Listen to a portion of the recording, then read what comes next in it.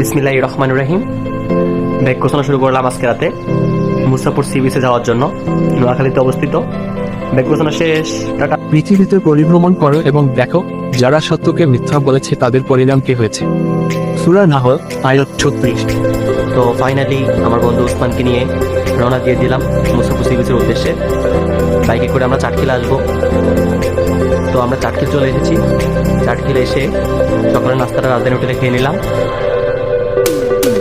আমাদের গন্তব্য যাওয়ার জননিবাস চলে আসলো। চাটখিল থেকে মাইজদি সোনাপুর 0 পয়েন্ট যাওয়ার উদ্দেশ্যে আমরা জননিবাসে উঠে পড়লাম। আমরা চলে আসলাম মাইজদি সোনাপুর 0 পয়েন্ট। সোনাপুর থেকে সিএনজিতে উঠলাম বাংলা বাজার যাওয়ার উদ্দেশ্যে। এটা হচ্ছে বাংলা বাজার রোড। সোনাপুর 0 পয়েন্ট থেকে সিএনজি করে বাংলা বাজার এসে নামলাম। আমরা এখন বাংলা বাজার থেকে সিএনজিতে উঠে গেলাম মুসাফর সি বিচে যাওয়ার উদ্দেশ্যে। মুসাফর সি বিচে যাওয়ার সময় প্রায় 1.5 থেকে 2 কিলোমিটার রাস্তা, মাটির রাস্তা।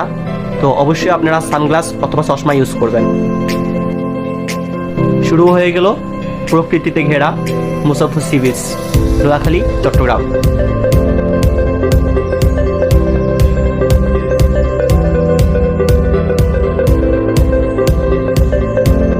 মুসাফর সি বিচে ঢুকতে না ঢুকতে আমরা পেয়ে গেলাম ঝাঁকে ঝাঁকে মহিষের দল, যা আমাদের ভাগ্য ছিল। শত শত মহিষ একসাথে দেখার সবার ভাগ্য হয়তো জোটে না। মহিষের পরে আমরা দেখা পেয়ে গেলাম ভেড়ার দল।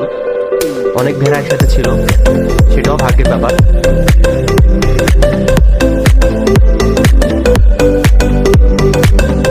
শত শত ভেড়া দেখে মন চাচ্ছিল 2-1টা সিএনজিতে করে নিয়ে যায়।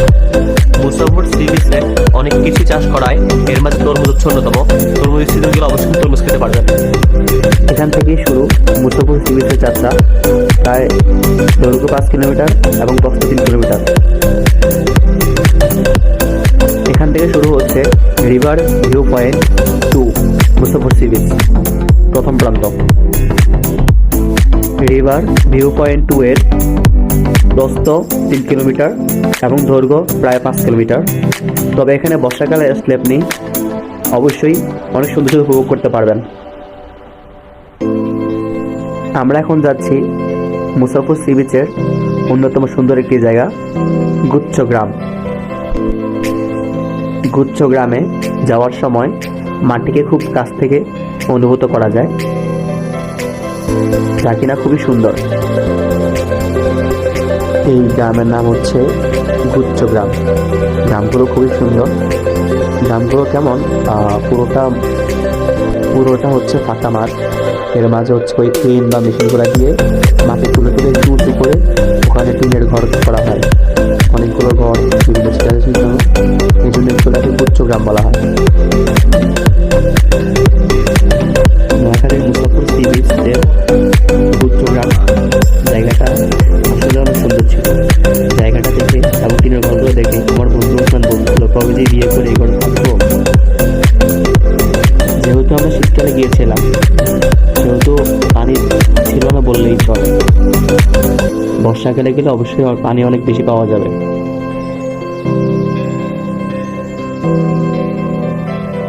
বন্ধু বলতেছে বর্ষাকালে আবার যাওয়া হবে। সোজা ওইদিকে রয়েছে প্রকৃতিতে ঘেরা আরো অনেক অজস্র গ্রাম। বন্ধু আমাকে বলতেছে যে কবে বিয়ে করবি। তো আমি উত্তর দিলাম, ভাত খাই যে এটাই তো বেশি, আবার বিয়ে।